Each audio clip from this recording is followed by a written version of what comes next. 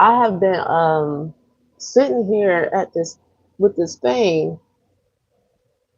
I was about to call my phone a computer, like an old person. I was sitting here with this computer trying to get it to work,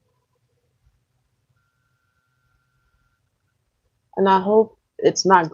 I'm. It's giving. This is going to be a glitchy situation because I don't know what's happening. Hi, I'm Aya. For all those who don't know me, I am a feminine mystic, and this will be one of my last astrology situations. I know a lot of you miss me doing astrology videos. That's not why I'm doing this. I'm doing this because it's true. Like, if you have Mars in the 12th house, you have the capabilities to um, basically see above your astrology chart, beat it, win, awaken from the matrix. You are a spiritual warrior, but you're even more than that. You're here to break through codes in the secret corners of your psyche when everyone else has counted you out and think that they have you beat. Here you come like a dark horse,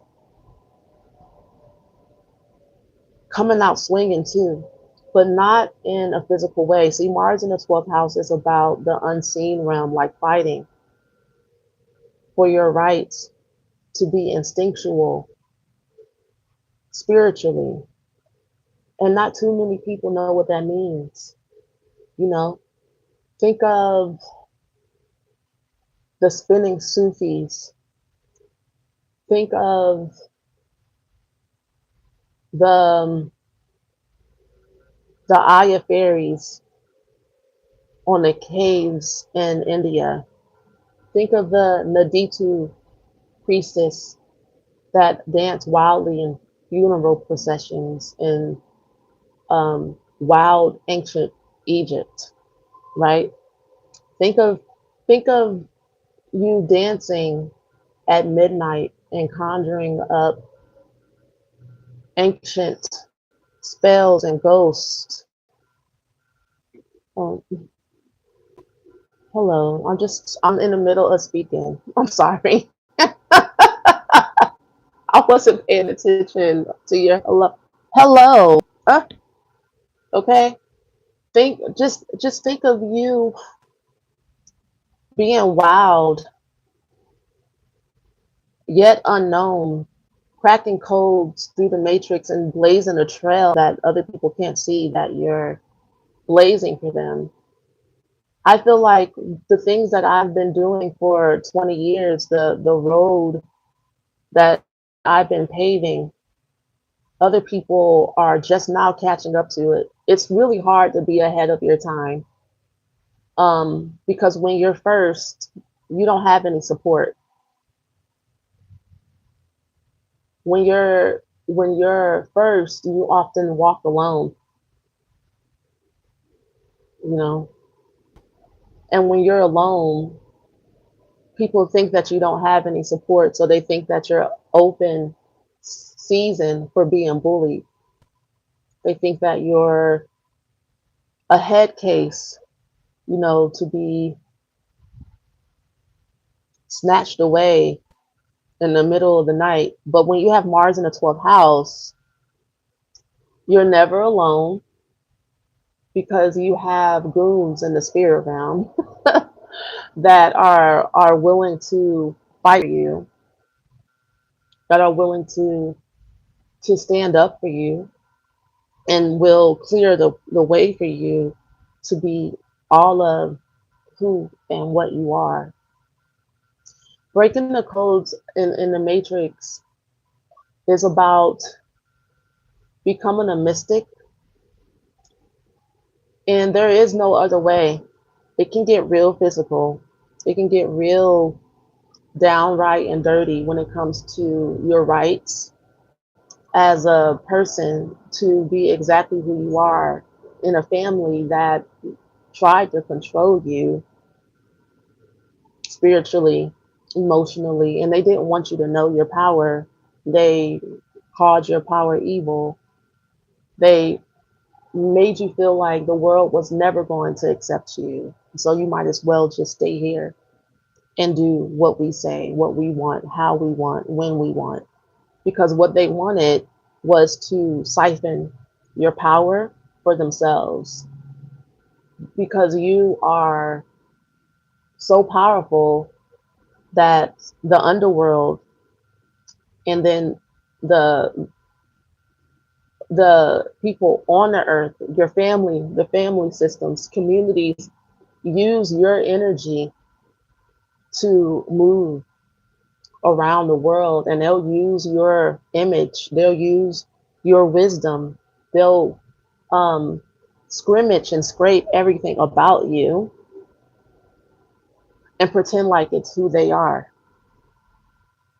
because you know how to get your way in this world just by being who you are. It's you. It's always been you. It's always been you, just being you, just you waking up in the morning. You don't have to try to be anything. You didn't never had to change. And your perfection isn't worldly perfection. In this world, you have to work for perfection. You have to work to be somebody, you know. But in the spirit realm, everything just is, and that's perfection. There's no needs in the spirit realm. That's why you don't need anyone.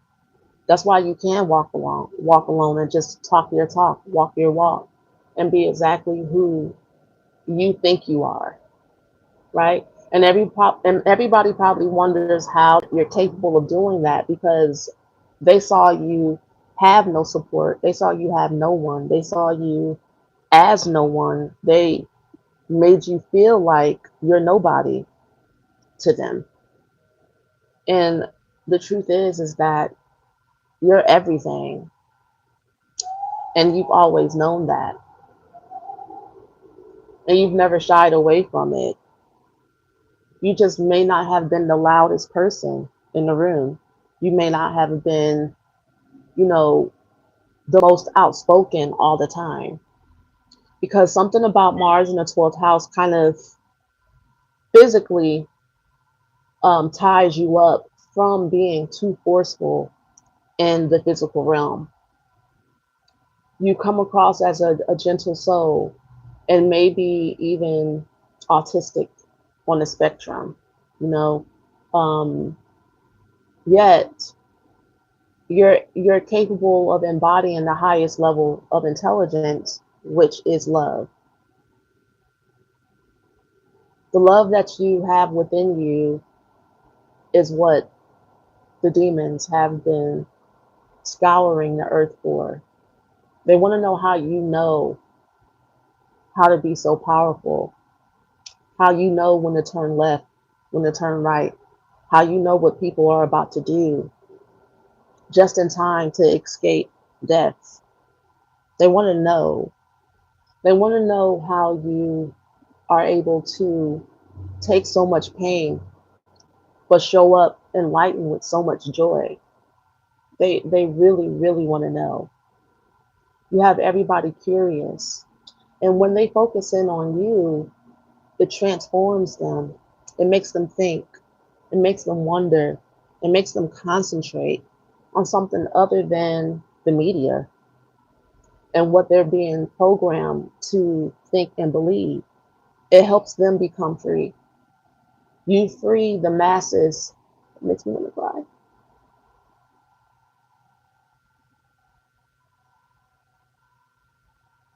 By the sheer mystery of your freedom, you're able to be free. Even the people who have tried to bind you are in awe and are inspired by you because at this point they want to join whatever you're a part of. They're like, sign me up. You know, if this person can do all of this and have faced all this adversity with no army, physical army with the human eyes that the human eyes can see, then sign me up. If this person can show up and pop up wealthy and beautiful and kind, what are we really doing here? Why do I have to be enslaved? Why do I have to um, be hungry and live in survival mode? Because everyone and their mama tried to make this person slow down, come off their high horse, you know, take the bait, and they never did, and it didn't kill them. Wow.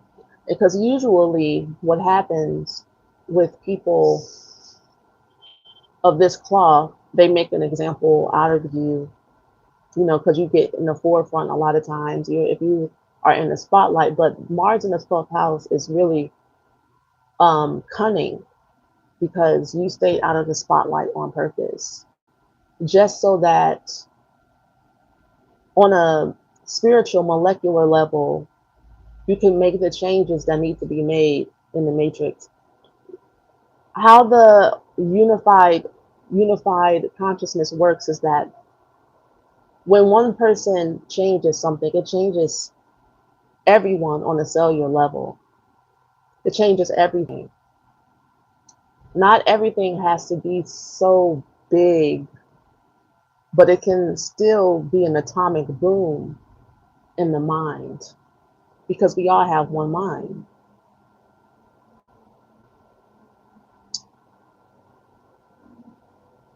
So I've been no contact from my karmic family for like 15 years, right? And that was the beginning for me of escaping the matrix and just kind of leaving everything that was holding me back behind. And I say it was just the beginning because what ended up happening was I had to deprogram my mind from all the beliefs that I wasn't worthy to be me, that I wasn't worthy to be on my high horse and have life handed to me on a silver platter, you know, that I was only worthy of whoever decided to dish out to me and however they decided to dish it out to me. I was brainwashed into believing that I was evil, a sinner, a bad person, a bad daughter, um, an awful friend, all because people were wanted me to feel ashamed of my light because when my light shined on them, it made them feel ashamed that they weren't as bright. They didn't shine as bright naturally. It made people feel competitive of me, and all that made me feel very sad, powerless, unlucky, like hiding. And even though I wanted to hide, spirit never let me hide. Even during my deepest healing points, I was around probably the most people where I felt the most embarrassed to be seen by people. But growing and healing in front of everyone taught so many people how to heal and that it was possible and what it really looked like, because it's not about a crystal or a chant. It really isn't. All those things can be useful and helpful, but it doesn't make you more healed or less healed than anyone else. What, first of all, healing is love. So healing is really about loving your deepest and darkest wounds and allowing your loudest cries to come out and scream, or just healing by being aware and sitting still and watching the sensations in your body rise and fall, and just letting everything be just the way it is over time and being consistent. That's really the most important part about the awakening process. Starting where you're at, being exactly what you are, the way you are. Um, because when I first started healing, I was so disassociated from myself that nobody really believed in me. And people, even in the spiritual community, laughed at me, I guess, for even trying. I don't know. I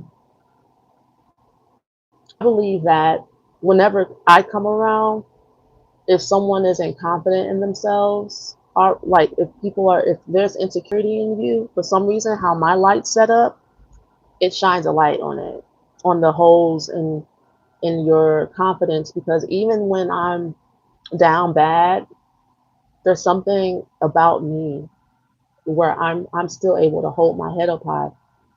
Because for me, it's been about just being authentic. Like being authentic is my calling card for myself, because that's how I know I'm in alignment.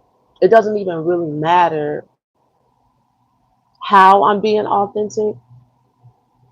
It just matters to me that I'm real with myself and I'm real with God. Like when I first started um, learning about the spirituality and being in the spiritual community, all of the workshops and Reiki and breathing exercises and ascended master workshops and all this, it wasn't in the forgiveness worksheets. None of it was changing me. I didn't feel anything. And I was being real and honest about it. I'm like, I don't feel different. Like, that's what I was after. I wasn't after just being part of a community and getting a temporary religious high. I'd been to church all my life. I didn't want to just join something and just be a part of something. I had already had that growing up in church. You know, I wanted to be transformed. I wanted to feel better. I didn't feel good inside. And that's what I was searching for. And my um, relentless searching led me to trauma healing and learning about the sensations in my body. And that's what I want to offer you. This is why, sorry to everyone, but astrology really isn't that important to me right now. It's like, it's cool, but it's an illusion.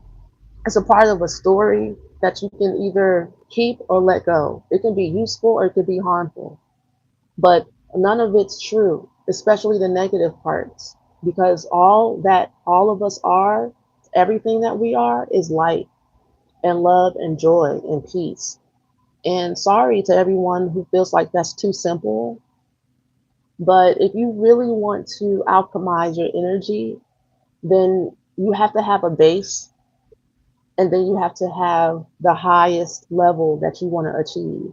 And love is the highest intelligence. It's not a feeling and it's not romance.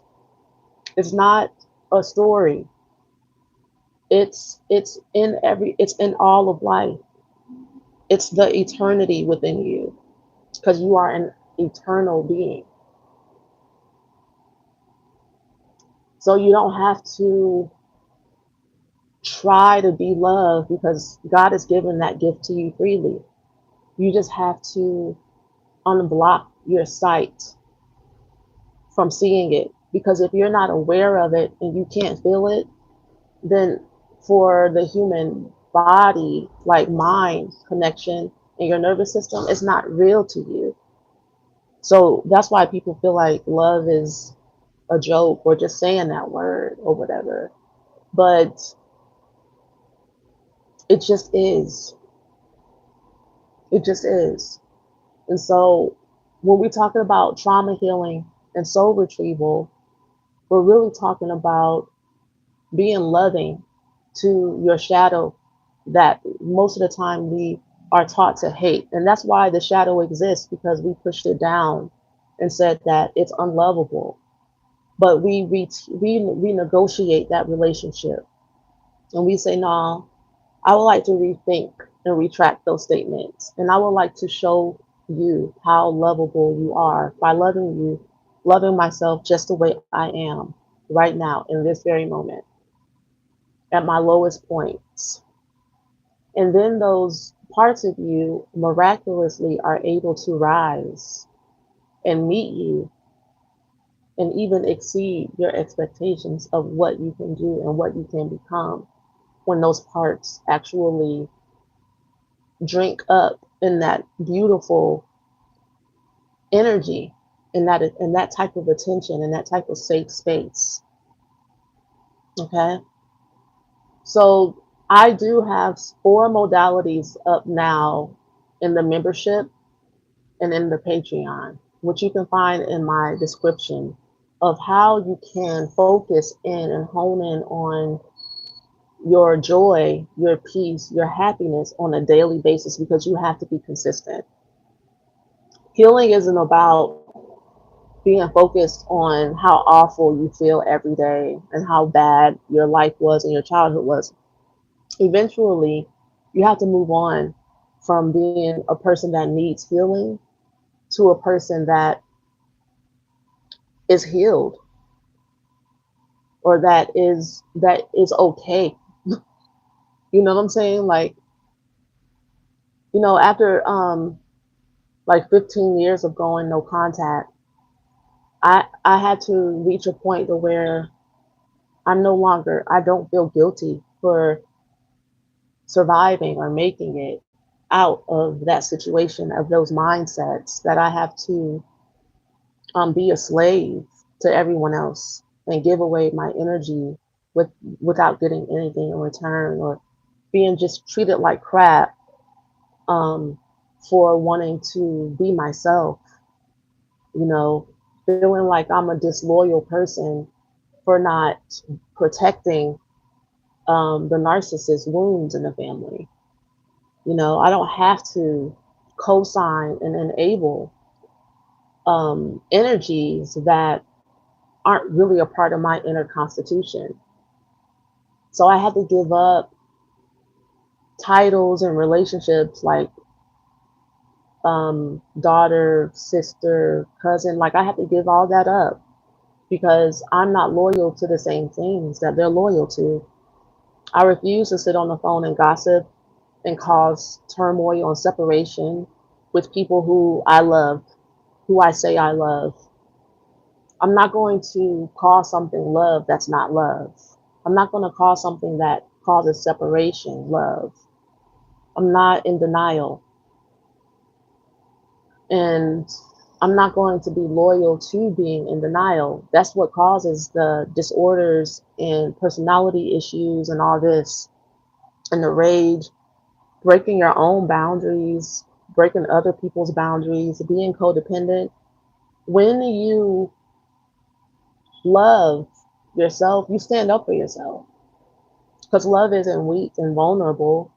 It's actually pretty darn sturdy, kind of icy, actually, maybe even a little sassy. You know, it's pretty discerning and decisive, precise, because it knows what it is and it knows what it ain't. It'd be like, this ain't that. It's fun, it's joy, because the only way to really, quote unquote, protect your peace, because there's a natural protection in the intelligence of love as it is, as it stands, because nothing can enter into its gates except what is just like it.